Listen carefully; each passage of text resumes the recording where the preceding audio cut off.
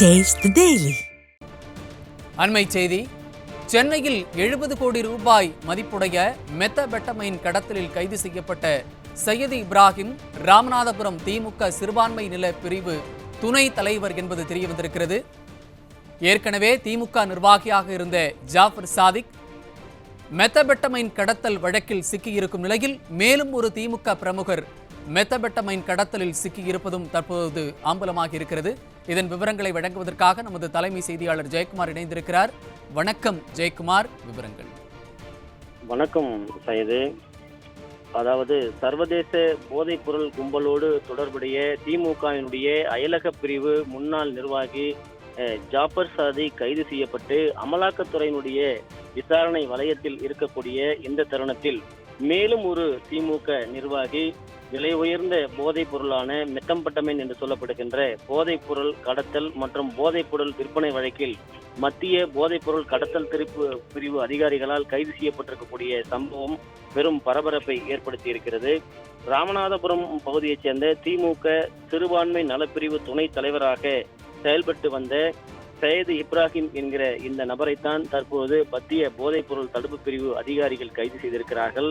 மீண்டும் திமுக கைது செய்யப்பட்ட பிறகு தனது கட்சியிலிருந்து சையது இப்ராஹிமை நீக்கியிருக்கிறார்கள். அதே போன்று ராமநாதபுரத்தைச் சேர்ந்த ரஹ்மான் மன்சூர் என்கிற 2 நபர்களையும் மத்திய போதைப் பொருள் தடுப்பு பிரிவு அதிகாரிகள் நேற்றைய தினம் கைது செய்திருக்கிறார்கள்.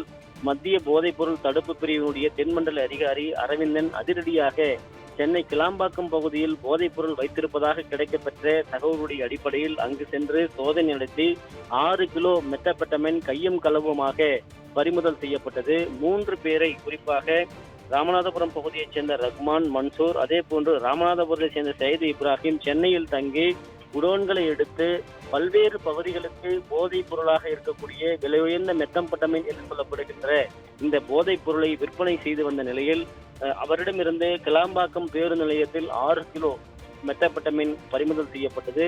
சென்னை செங்குன்றம் பகுதியில் இருக்கக்கூடிய குடோன் ஒன்றில் 1 கிலோ மெத்தபெட்டமைன் பறிமுதல் செய்யப்பட்டிருக்கிறது. தொடர்ச்சியாகவே திமுகவை சேர்ந்தவர்கள் போதைப் பொருள் கடத்தலில் ஈடுபட்டு இருப்பது அம்பலமாகி இருக்கிறது. தற்போது ராமநாதபுரம் சிறுபான்மை நலப்பிரிவுடைய துணைத் தலைவராக இருக்கக்கூடிய சையது இப்ராஹிம் திமுகவினுடைய பின்பலம், ஆட்சி இவைகளை வைத்து போதைப் பொருள் கடத்தியது அம்பலமாகி இருக்கிறது. ஏற்கனவே ஜாஃபர் சாதிக் சர்வதேச அளவில் தமிழகத்திலிருந்து பல்வேறு பகுதிகளில் குடோன்கள் அமைத்து சூடோபெட்ரமைன் போன்ற விலை உயர்ந்த போதைப் பொருட்கள், மெத்தபெட்டமைன் போன்ற போதைப் பொருட்களை கடத்தியது, பல்வேறு பிரபலங்களோடு தொடர்பு வைத்திருந்தது. அதே போன்று திமுகவுடைய அரசியல் செல்வாக்கை பயன்படுத்தி வெளிநாடுகளுக்கு போதைப் பொருள் கடத்தியது என அவர் தொடர்ந்து விசாரணை வலயத்திலே இருந்து வருகிறார். தொடர்ந்து அமலாக்கத்துறை அவரை கைது செய்து சிறையில் அடைத்திருக்கிறது. 12ஆம் தேதி வரை நீதிமன்ற காவலில் வைக்கும்படி சென்னை மாவட்ட முதன்மை அமர்வு நீதிமன்றம் உத்தரவு பிறப்பித்திருக்கிறது. அமலாக்கத்துறையும் அவரிடம் தொடர்ந்து நீதிமன்ற காவலில் எடுத்து விசாரணை நடத்தியிருக்கிறார்கள். பல்வேறு தகவல்கள் பெறப்பட்டிருக்கிறது. அதனுடைய அடிப்படையில் மத்திய போதைப் பொருள் தடுப்பு பிரிவு அதிகாரிகள் தற்போது திமுகவை சேர்ந்த சிறுபான்மை நலப்பிரிவுடைய துணைத் தலைவராக இருந்த ராமநாதபுரம் மாவட்டத்தைச் சேர்ந்த சையது இப்ராஹிம் என்கிற நபரை கைது செய்திருக்கிறார்கள். தனது அதிகார பலம், அரசியல் பலம் இவைகளை வைத்து விலையுயர்ந்த போதைப் பொருளை சென்னையில் மட்டுமல்லாது சென்னையின் பல்வேறு பகுதிகளில் பதுக்கி வைப்பதோடு சென்னையிலிருந்து ராமநாதபுரம் வழியாக கடல் மார்க்கமாக இலங்கைக்கு கடத்தக்கூடிய நடவடிக்கைகளில் இவர் ஈடுபட்டிருக்கிறார். ஒட்டுமொத்தமாக தமிழகம் என்பது போதைப் பொருளுடைய கிடங்காக மாறி இருக்கிறது. ஏற்கனவே இந்த சையது இப்ராஹிம் மீது புகார்கள், தொடர்ந்து பல்வேறு புகார்கள் இருந்ததாக கூறப்படுகிறது. குறிப்பாக தொண்டி போன்ற பகுதிகளில் இவர் மீது வழக்குகள் பதிவு செய்யப்பட்டிருப்பதாகவும் கூறப்படுகிறது. இப்படிப்பட்ட பின்புலத்தில் இருக்கக்கூடிய இந்த நிர்வாகி 2021ஆம் ஆண்டே தொண்டி பகுதியில் இவர் மீது ஒரு வழக்கு பதிவு செய்யப்பட்டிருந்ததாகவும் சொல்லப்படுகிறது. அப்படி இருக்கிற பட்சத்தில் எப்படி இவர் திமுகவில் பொறுப்பில் வகித்து வந்தார் என்கிற பல்வேறு கேள்விகள் எழுகிறது. குறிப்பாக இவையெல்லாம் திமுகவினுடைய தலைமைக்கும் திமுகவினுடைய மாவட்ட பொறுப்பில் இருக்கக்கூடியவர்களுக்கும் தெரியாமலா நடக்கக்கூடிய சாத்தியக்கூறுகள் இருக்கிறது என்கிற ஐயப்பாடுகள் எழுப்பப்படுகிறது.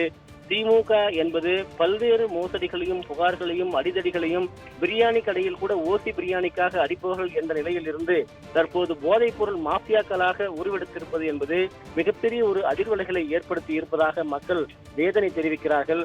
மக்கள் நடமாட்டம் மிகுந்த கிளாம்பாக்கம் பேருந்து நிலையம் பகுதியிலேயே மெத்தபெட்டமின் என்று சொல்லப்படுகின்ற போதைப் பொருட்கள் பறிமுதல் செய்யப்பட்டிருக்கிறது என்றால் தமிழ்நாடு எங்கே சென்று கொண்டிருக்கிறது? திமுகவுடைய ஆட்சியில் தமிழக காவல்துறை உறங்கிக் கொண்டிருக்கிறது. மத்திய போதைப் பொருள் கடத்தல் தடுப்பு பிரிவு தான் இது போன்ற நடவடிக்கைகள் எடுக்கிறது. அதன் மூலமாகத்தான் இந்த கொட்டு வெளிப்பட்டிருக்கிறது என்பது முக்கியத்துவம் வாய்ந்ததாக பார்க்க முடிகிறது. உறங்கிக் கொண்டிருக்கக்கூடிய கும்பகர்ண தூக்கத்தில் இருக்கக்கூடிய தமிழக காவல்துறை விழித்தெழுந்து கொண்டு விரைவில் இது போன்ற திமுகவினர் கடத்தக்கூடிய போதைப் பொருட்களை தடுத்து நிறுத்தப்பட வேண்டும் என்பதே மக்களுடைய எதிர்பார்ப்பாக இருக்கிறது. இணைப்பில் வந்து விவரங்களை வழங்கியமைக்கு நன்றி ஜெயக்குமார்.